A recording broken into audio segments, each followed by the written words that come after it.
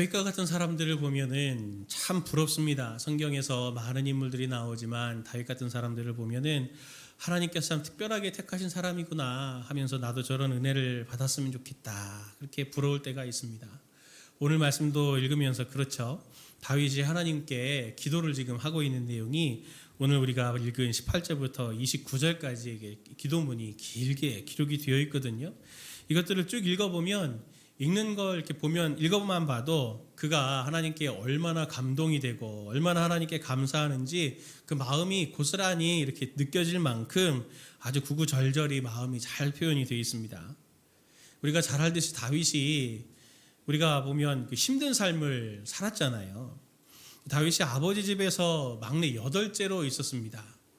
그가 사무엘이 이제 왕을 세우기 위해서, 이스라엘 왕을 세우기 위해서 아버지 이새의 집에 왔을 때 다른 모든 가족들은 다 불렀어도 막내인 다윗은 양을 돌봐야 되기 때문에 그는 부르지 않을 정도로 가정에서도 별로 존재감이 없었고요. 사무엘이 어느 날 느닷없이 그렇게 방문해가지고 자기를 이스라엘 왕이라고 이렇게 기름 부은 이후에 그 다음부터 가족들에게도 시기 질투를 받고 이스라엘 사울 왕에게도 결국에는 시기 질투 받아서 20년의 시간 동안을 광야에서 떠돌고 헤매는 시간들을 가졌습니다. 고난의 길이 시작됐죠. 근데 오늘 본문은 이제 모든 고난이 끝나고 이제 명실상부한 이스라엘이 왕이 됐습니다. 그 초기에 나는 백향목 궁궐에 사는데 하나님의 성전은, 하나님의 집은 여전히 이스라엘이 광야에서 이렇게 떠돌 때처럼 텐트 천막에 지내는 것이 너무 마음에 찔려서 이제 선지자 나단을 불러가지고 자기의 마음을 나누죠. 내가 이렇게 사는 것이 좋지 않으니 하나님의 성전, 하나님의 집을 이제 좀 지었으면 좋겠다. 그랬더니 하나님이 나단을 통해서 그것을 잘 거절하셨습니다. 그러면서 거절만 하신 게 아니라 4가지의 약속을 다윗에게 나단 선지자를 통해서 주시거든요. 첫 번째가 뭐냐면 내가 너와 함께 하겠다라고 하는 것이었고, 두 번째는 이전과 같이 이렇게 이웃 나라들이나 이런 데 억압받는 일들이 생기지 않게 하겠다. 세 번째는 너의 집안을 내가 이제 왕조로 세울 거야. 그래서 내 아들이 내 아들이 되고 내가 너의 아들의 아버지가 돼주겠다. 그리고 마지막 4번째는 내 자손에게는 내가 앞서 있던 왕 사울처럼 은총을 중간에서 내가 끊거나 중단하지 않고 계속 내가 그것을 은총을 베풀어 가겠다라고 하는 이 4가지의 약속을 다윗에게 주십니다. 이 약속을 받은 다윗이 감동이 돼가지고 하나님 앞에 가까이 나아가서 이제 독백처럼 길게 기도하는 내용을 우리가 일부를 읽었습니다. 다윗의 이 고백을 통해서 한번 생각해 보십시오. 20년 동안을 고통을 하다가 이렇게 하나님께서 이 큰 복을 이렇게 주신다고 하니 얼마나 감동이 되겠어요. 이 다윗의 고백을 더듬어감을 통해서 하나님께서 부어주신 이 은혜가 오늘 이 말씀을 읽는 우리에게도 하나님께서 주시는 동일한 은혜거든요. 그 은혜를 우리가 함께 좀 누릴 수 있는 그런 시간들이 되었으면 좋겠습니다. 다윗이 하나님의 어떤 은혜에 감동됐나라고 하는 것을 오늘 함께 나눠보려고 하는데요. 첫 번째는 무엇이냐면 다윗이 하나님이 우리를 부모처럼 섬세하게 섬겨주신 것에 대해서 감동해서 하나님 앞에 감사해야 하고 있습니다. 오늘 우리가 이렇게 하나님의 이름을 부르며 한자리에 이렇게 모여서 예배를 드립니다. 하나님을 섬기는 가장 그 열매 같은, 꽃 같은 것들이 사실은 이 예배 아니겠습니까? 우리가 하나님을 섬기려고 오늘 이 예배를 드립니다. 맞는 말입니다. 그런데 다른 한편으로 보면 사실 하나님이 우리 성도님들, 우리를 섬기시는 것을 볼 수 있습니다. 다윗이 왕이 된 이후에 하나님의 집인 성전을 세우고자 할 때 이 히브리어로 집이라고 하는 단어는 바이트라고 하는 뜻이거든요. 그런데 이중적인 의미로 쓰입니다. 이 바이트라고 하는 집이라고 하는 단어가 이 건물, 이런 집을 짓는 그런 건물을 말할 때도 이 바이트 이런 것들을 쓰지만 유대인들이 자기의 그 가문들을 얘기할 때 누구누구 집의 아들, 누구누구 집 사람 이렇게 하면서 집을 넣잖아요. 그 집이라고 하는 단어도 똑같이 바이트라는 단어를 씁니다. 그러니 한편으로는 건물도 말하지만 누구누구의 가문이다라고 할 때 가문을 표시하는 게 이 단어예요. 사무엘하 7장 11절의 말씀을 보면 세 번역으로 보면은 이렇게 이야기합니다. 이전에 내가 나의 백성 이스라엘에게 사사를 세워준 때와는 달리 내가 너를 너의 모든 원수로부터 보호하여서 평안히 살게 하겠다. 그뿐만 아니라 나 주가 너의 집안을 한 왕조로 만들겠다는 것을 이제 나 주가 너에게 선언한다. 이렇게 말씀하십니다. 개역 개정판을 보면은 나 주가 너의 집안을 할 때 나 주가 너의 집을 이렇게 표시하고 있거든요. 하나님의 약속과 기도를 보면요, 재미있는 그림이 나옵니다. 어떤 그림이냐면 다윗이 주님을 섬기고 다윗이 주님의 집을 짓겠다라고 나단에게 이야기하고 기도합니다. 그런데 하나님은 다윗을 섬기고 다윗의 집을, 가문을 세우시겠다라고 말씀을 하시죠. 이게 하나님의 성품입니다. 하나님은 당신의 택한 사람들을 항상 이렇게 돌봐오셨어요. 우리가 하나님을 섬기는 것 같지만 실상 가만히 보면 하나님께서 우리를 섬기시는 것들이 훨씬 많습니다. 아주 섬세하게 말이죠. 다윗이 오늘 20절에서 이렇게 고백을 합니다. 주 여호와는 주의 종을 아시오니 다윗이 다시 주께 무슨 말씀을 하오리까. 여기서 다윗은 고백하죠. 주님이 저를 아십니다. 주님이 저를 아십니다. 이 단어에는 많은 의미가 사실은 담겨 있죠. 다윗이 성적표를 한번 내본다고 하면 별로 성적표가 점수가 잘 나올 것 같지 않습니다. 우리가 잘 알듯이 다윗이 그의 아내인 아비가일을 얻는 과정에서 다윗의 성격이 드러나거든요. 어떤 성격을 가졌습니까? 굉장히 즉흥적이면서도 다혈질입니다. 감정적이에요. 그리고 또 다윗을 보면 다윗의 공식적인 아내가 몇 명이냐면 성경에 드러나는 아내를 따져보면 8명이나 됩니다. 굉장히 여성 편력이 있었던 사람이에요. 가정을 가진 유부녀인 밧세바를 권력을 이용해가지고 취하는 그런 과정들을 보면 정말 이 사람은 자격 미달인 사람이 분명합니다. 우리가 다윗 같은 사람을 보면 늘 위인으로 나오고 장점만 보이니까 나도 다윗같이 저렇게 유다의 사자 같은 사람이 됐으면 좋겠다 이렇게 생각들을 하지만 실제로 보면 다윗은 성격적인 부분에도 문제가 있었고 관계적인 부분에도 문제가 분명히 있는 사람입니다. 또 우리가 잘 알듯이 다윗이 지금까지 살아왔던 삶들을 보면은 상황적으로 위험한 순간들을 몇 번이나 맞이했잖아요. 그리고 치명적인 실수들도 여러 번 했습니다. 그랬을 때 하나님이 다윗에게 찾아가셔서 그의 위험을 막아주시거나 하나님이 인도하시거나 개입하지 않으셨으면은 오늘 다윗은 이 자리에 왕으로 이렇게 지금 서 있을 수 없는 상황입니다. 다윗의 인생에 있어서 하나님은 아주 딱 달라붙어서 순간순간마다 하나님 위기 상황에서 도와주세요. 그러면 바로 어떻게 해라라고 말씀하실 만큼 구체적으로 알려주실 만큼 적극적으로 그의 삶에 개입해 주신 하나님이시거든요. 다윗을 보호하기도 하시고 때로는 폭주기관차처럼 막 달려갈 때 막아서기도 하시고 치명적인 죄에서부터 그를 보호하시는 하나님이셨습니다. 그래서 다윗은 그것을 다 기억하면서 20년의 시간을 기억하면서 주님이 저를 아십니다. 이렇게 고백하고 있는 거죠. 성경을 보면요. 하나님이 하나님의 사람들을 만나실 때 다 이렇게 마치 1,000원짜리 동전 또는 지폐 이렇게 넣고 물건 딱 누르면은 자판기에서 툭 떨어져 갖고 나오는 그런 하나님으로 우리에게 찾아오시지 않습니다. 하나님은 한 사람 한 사람들에게 찾아가실 때 그에게 맞춤형으로 찾아가세요.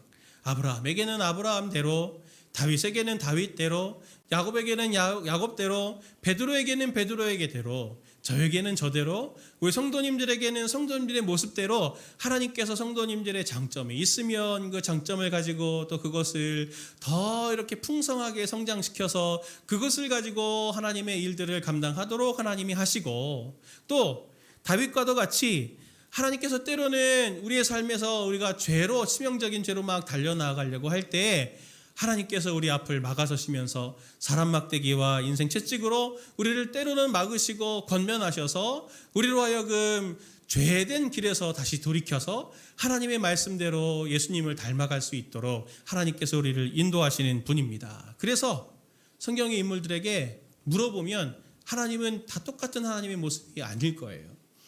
아브라함에게도 물어보면 아브라함에게는 베델의 하나님이라고 여호와 일의 하나님이라고 말씀할 거고, 야곱에게 물어보면 베델의 하나님이라고 분명히 말할 겁니다. 성도님들에게 여쭤보면 분명히 인생을 살면서 지금까지 삶을 살아가면서 내 삶에 아주 가까이서 나에게 일하셨던 하나님, 이런 하나님이십니다라고 하는 고백들은 다 하나씩 하실 수 있을 거라고 저는 믿습니다. 사무엘하 7장 14절 15절 말씀 보면 이렇게 하나님이 말씀하십니다. 나는 그에게 아버지가 되고 그는 내게 아들이 되리니 그가 만일 죄를 범하면 내가 사람의 매와 인생의 채찍으로 징계하려니와 내가 내 앞에서 물러나게 한 사울에게서 내 은총을 빼앗은 것처럼 그에게서 빼앗지는 아니하리라. 아멘. 저는 이 말씀을 보면서 제 생각도 한번 해봤어요. 저에게도 하나님이 이렇게 넘어질 뻔했을 때 저를 강하게 붙들어 주시고 이끌어 주신 게 있기 때문에 오늘 저에게도 이러한 날이 지금 있는 거거든요. 전에도 한번 제가 말씀드렸던 것 같기는 한데요. 제가 한 번 더 나누고 싶습니다. 제가 94년부터 사실 사역을 시작을 했거든요. 제가 자라던 개척교회에서 거기에서 첫 사역을 시작을 했습니다.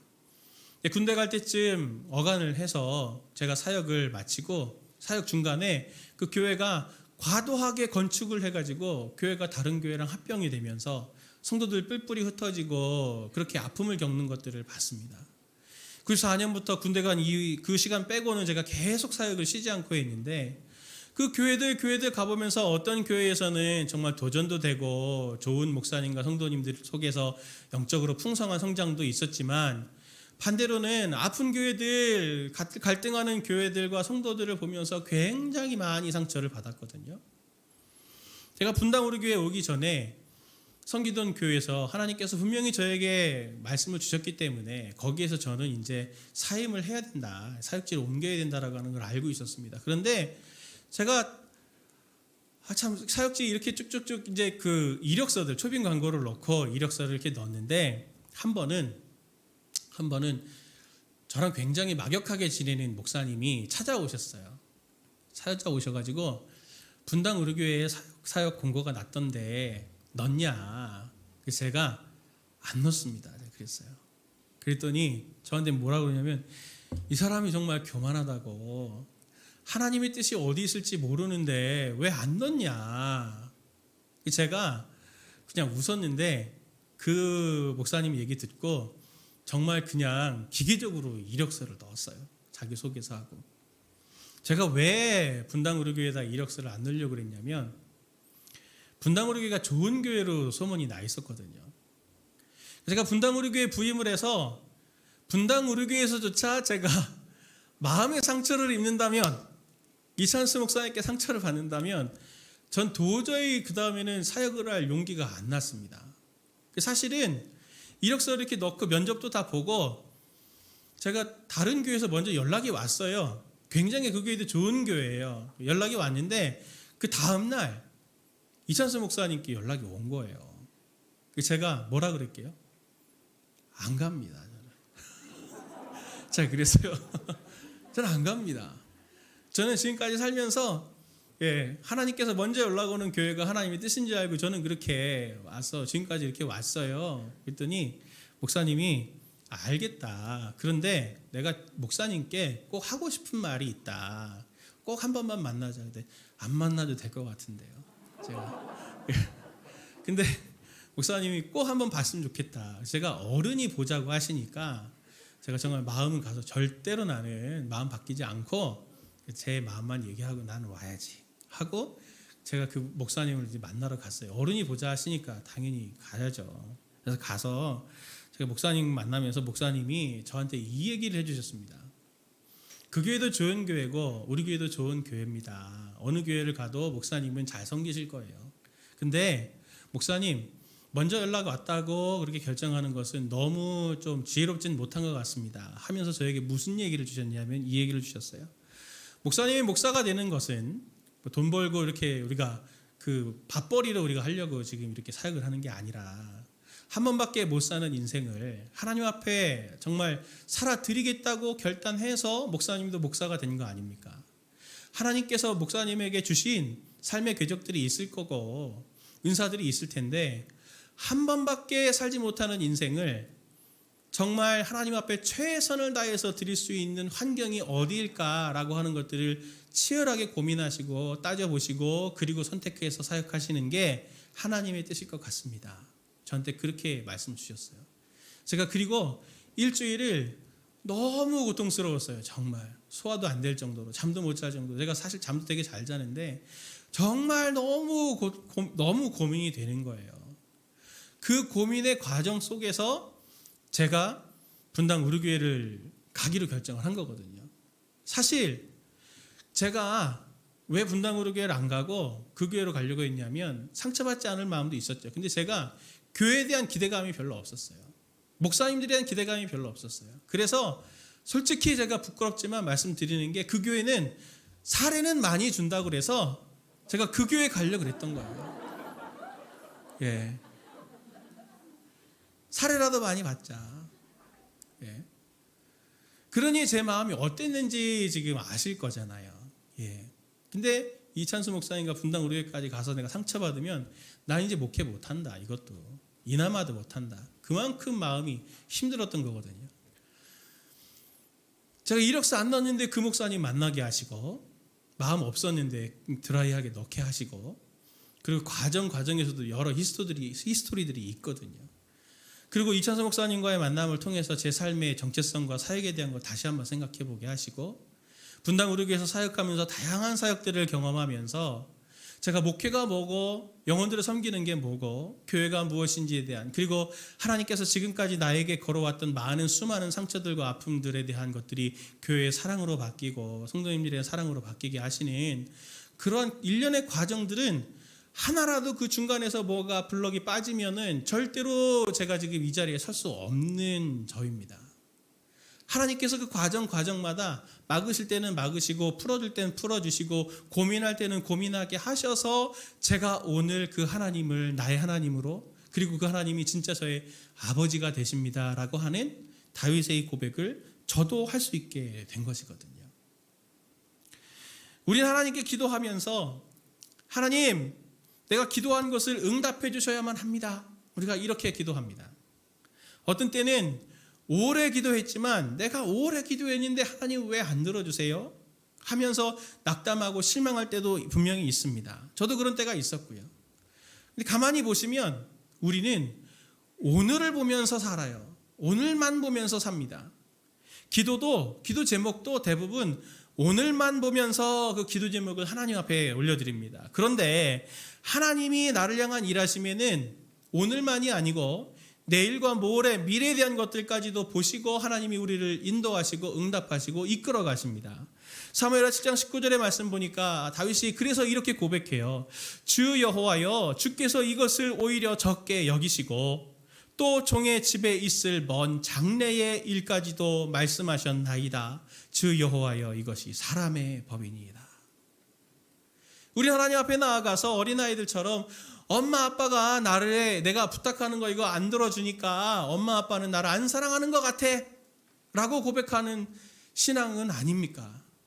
자녀들한테 제일 마음 상할 때가 그거잖아요. 예. 엄마 아빠가 나 안 사랑하는 것 같아요. 나만 보면 화를 내고 나만 보면 짜증을 내고 나한테는 맨날 이렇게 부탁하는 거 안 들어주고 나를 안 사랑하는 것 같아. 그렇게 아이들이 얘기하는 것처럼 우리가 그렇게 하나님 앞에 반응하고 있지는 않나요? 긴 기도의 응답이 되지 않음에 낙심하지 마시고 하나님이 분명히 뒤돌아보세요. 성도님들의 뒤돌아보시면 지금 오늘에 이르기까지 하나님께서 섬세하게 성도님들을 이끌어 가셔서 정말 우연의 일치 같은 것들이 계속 이어지기도 하고 도저히 하나님이 하셨다라고 하는 것들로가 아니면 설명할 수 없는 그런 것들을 경험하시지 않으셨습니까? 그런 하나님이 있으시다면 오랜 기도의 응답이 없다면 하나님께서 뭔가 그것에 뜻이 있고 언젠가 적절한 때에 그것을 하나님이 응답하실 거다라고 하는 기대감을 우리가 가져야 되지 않겠습니까? 다윗에게만 하나님이 그렇게 신비로운 방법으로 막으시고 돌보시고 한 것이 아니라 오늘 우리에게도 하나님께서 가까이에 계셔서 먼저 앞서서 일하시기 때문에 먼저 앞서서 보호하시기 때문에 우리에게 열정을 가지고 하나님이 지금도 돌보시기 때문에 우리의 삶이 지금 불평이라도 할 수 있는 삶으로 우리가 지금 살아가게 되는 거죠. 정말 극도의 고난 가운데 우리가 닥치면 불평이 아니라 생존 때문에 염려가 생깁니다. 하나님께서 우리에게 그렇게 자세히 섬세하게 미래까지 보시면서 그렇게 인도해 가시는 그 경험을 한번 뒤로 쭉 추억해 보셔서 다시 한번 마음속에 새기시는 성도님들 되시기를 바랍니다. 두 번째로는 다윗이 하나님의 어떤 은혜에 감동이 되었냐면 주님은 알수록 믿을수록 더 그 깊이가 깊어지는 것을 오늘 다윗이 고백합니다. 제가 요즘 재미 들린 게 있어요. 제 이 재미를 성도님들과 같이 나누기를 원합니다. 어떤 재미가 들렸냐면은 제가 목사다 보니까요, 직업병 같은 게 있어요. 무슨 직업병이냐? 목사들의 직업병은 가르치려고 하는 거예요. 뭐든지 잘 모르면서도 막 가르치려고 하는 거. 그리고 모임에 이렇게 가면은 항상 강박 같은 게 있어요. 무슨 강박이냐면 뭔가 말해야 될 것 같은, 뭔가 모임의 중심을 이루어야 될 것 같은 그런 강박이 있습니다. 제가 그렇게 하지 않고 요즘 무슨 습관을 들이려고 하냐면 말을 줄이고요.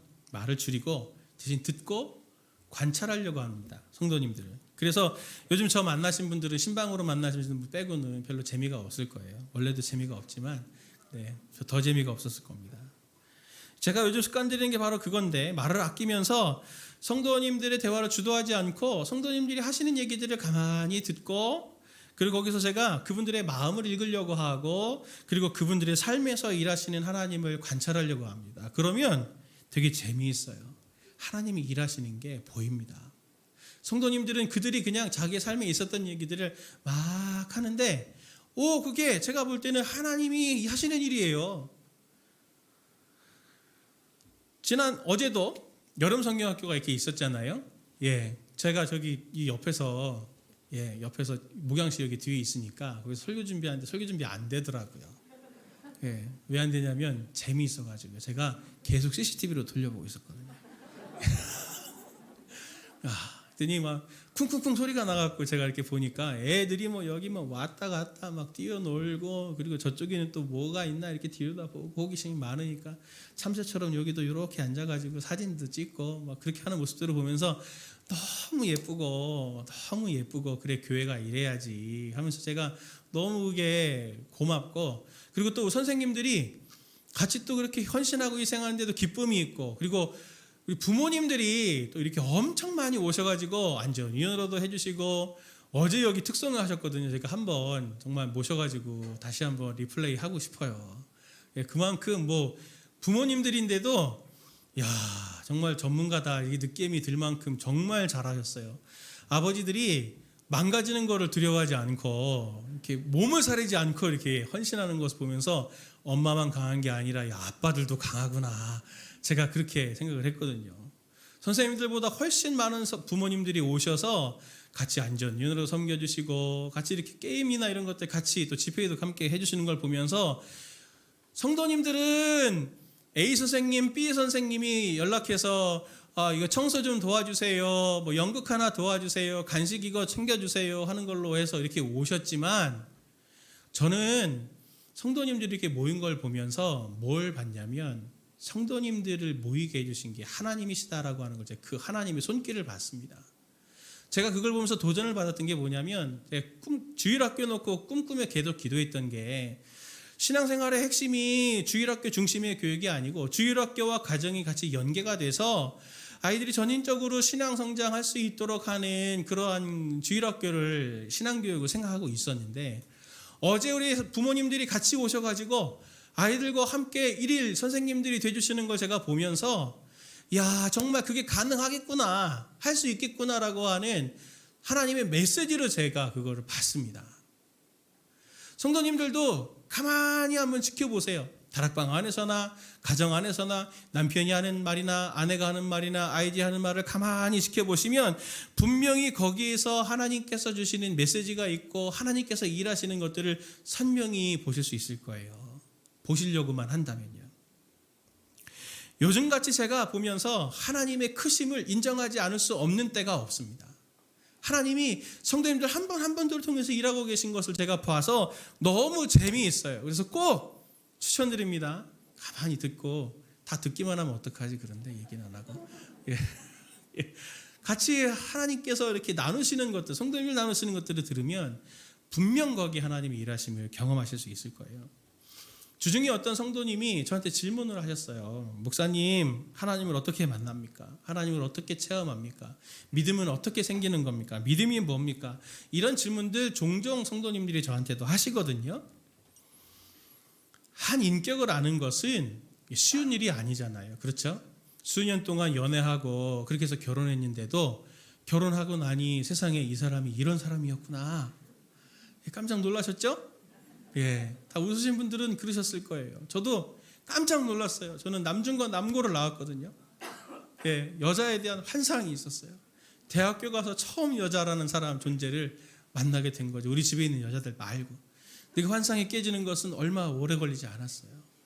너무 예쁘고 잘 차려입었는데 가방을 보는 순간 이렇게 봤거든요. 온갖 것이 다 짬뽕이 되어 있는 걸 보면서 막 보물찾기 하지 막 찾는 걸 보면서 저렇게 예쁜데 저렇게 정리를 안 하고 사는구나 하면서 환상이 금방 깨졌습니다. 한 사람의 존재를 아는 것도 시간과 에너지가 걸립니다. 그런데 인격이시고 초월적인 존재이신 하나님을 알아가는 것은 금방 그리고 쉽게 알아가게 되는 것은 아닌 것 같아요.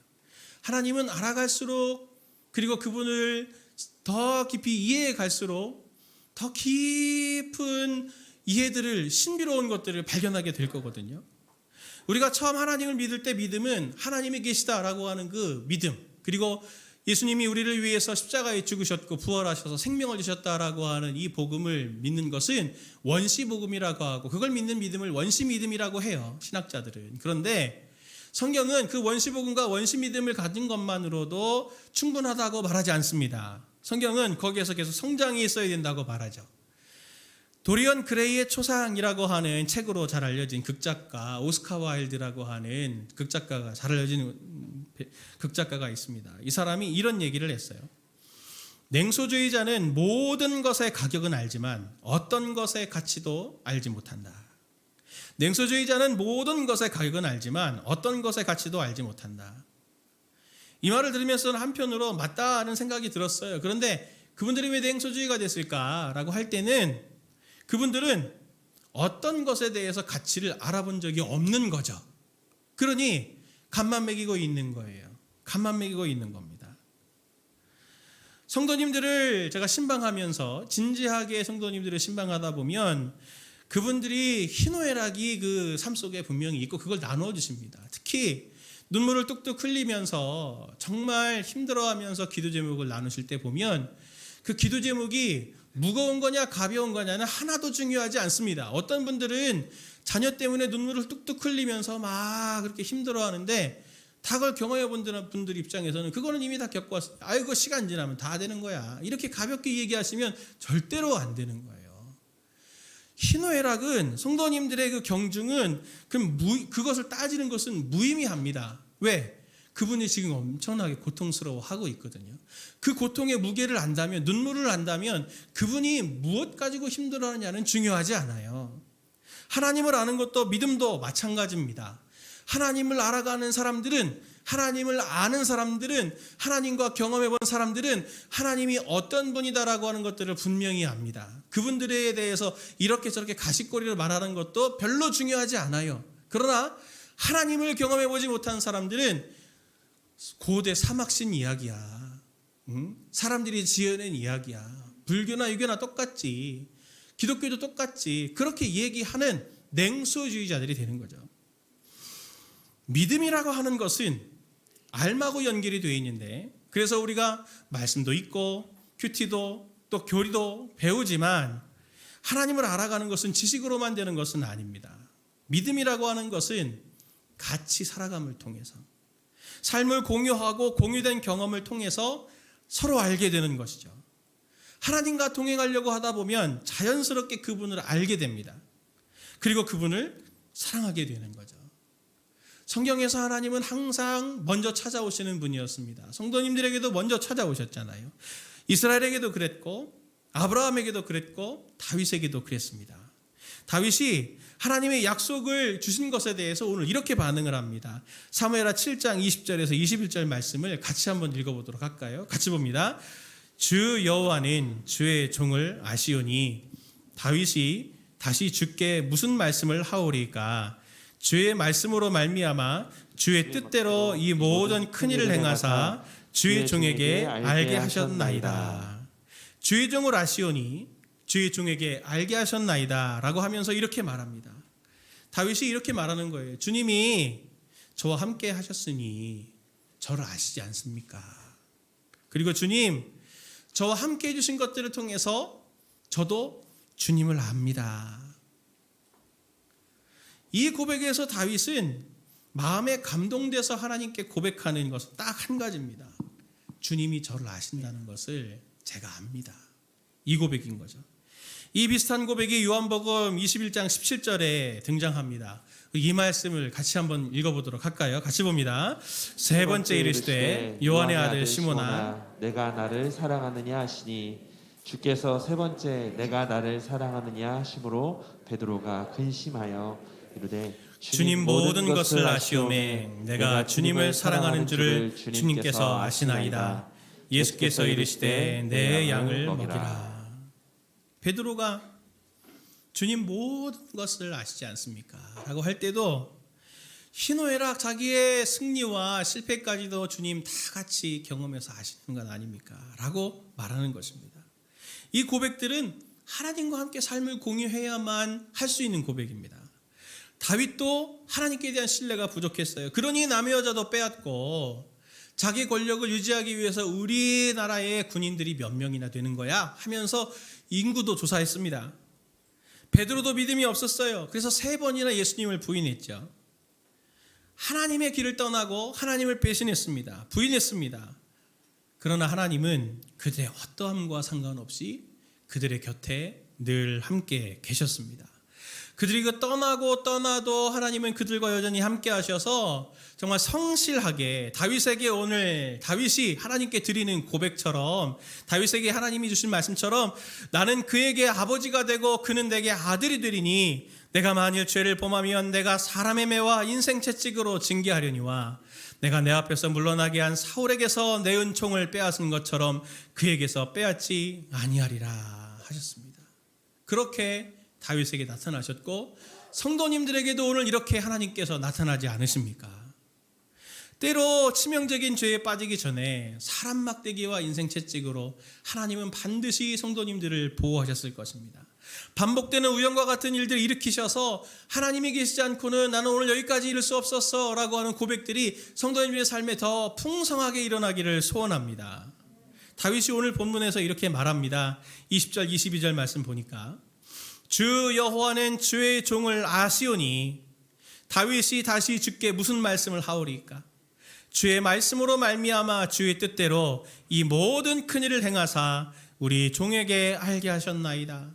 그런즉 주 여호와여 주는 위대하시니 이는 우리 귀로 들은 대로는 주와 같은 이가 없고 주 외에는 신이 없음이니이다. 아멘. 다윗이 이미 하나님을 알고 있었지만 오늘 하나님의 약속의 말씀을 또 듣고 보니 우리 귀에 들은 것처럼 하나님 같은 다른 분들은 다른 존재는 없습니다 라고 하는 걸 고백하게 됩니다. 이 고백이 우리들의 고백이 되길 원합니다. 사랑하는 성도님들의 믿음의 고백이 있었던 순간들을 한번 떠올려 보십시오. 하나님 감사합니다. 하나님 사랑합니다. 하나님 제가 하나님을 더 신뢰하겠습니다. 헌신하겠습니다 라고 했던 그 순간 떠올려 보시면 거기에는 분명히 하나님께서 성도님들이 위해 하신 일에 대한 감사와 감격이 분명히 거기 있었을 것입니다.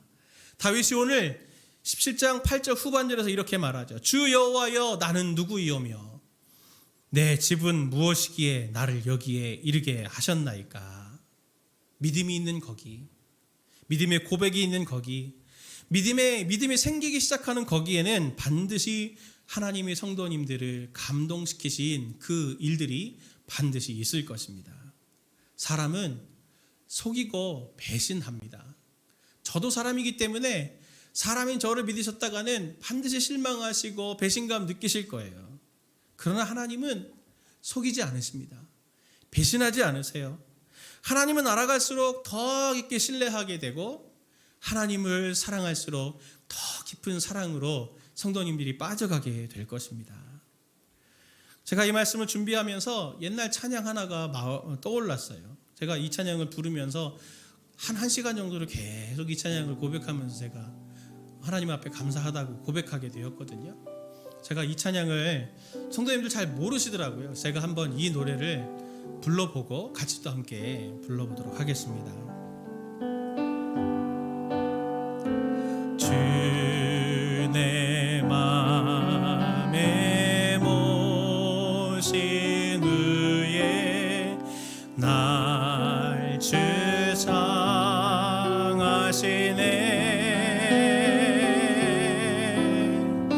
주께 내 맘 드린 후에 더욱 섬길수록 더 귀한 주님, 더욱 섬길수록 더 귀한 주님, 더 사랑할수록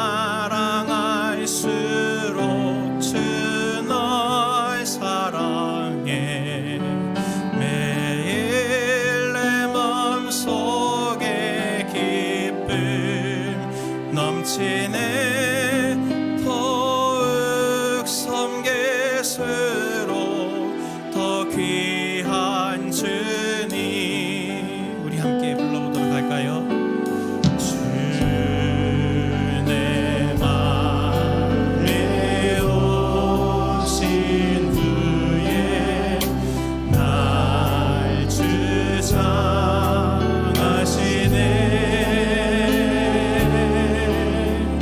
주께 내 맘 드린 후에 더욱 섬길수록 더 귀한 주님,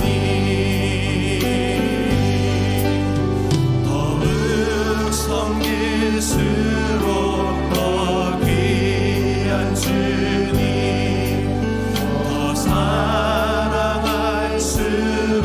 주 날 사랑해. 매일 내 맘속에 기쁨 넘치네. 더욱 섬길수록 더 귀한 주님. 주 내 맘 모신 후에 주 내 맘에 모신 후에 날 주장하시네. 주께 내 맘 드린 후에 주께 내 맘 드린 후에 더욱 섬길수록 더 귀한 주님, 더욱 섬길수록 더욱 섬길수록 더 귀한 주님, 더 사랑할수록 주 널 사랑해. 매일 내 맘속에 기쁨 넘치네. 더욱 섬길수록 더욱 섬길수록 더 귀한 주님, 더욱 섬길수록 더 귀한 주님, 더 사랑할수록 주 널 사랑해. 매일 내 맘속에 기쁨 넘치네. 더욱 섬길수록. 우리 가사 생각하면서 우리 목소리만 가지고 함께 찬송합니다. 더욱 섬길수록, 더욱 섬길수록 더 귀한 주님, 더 사랑할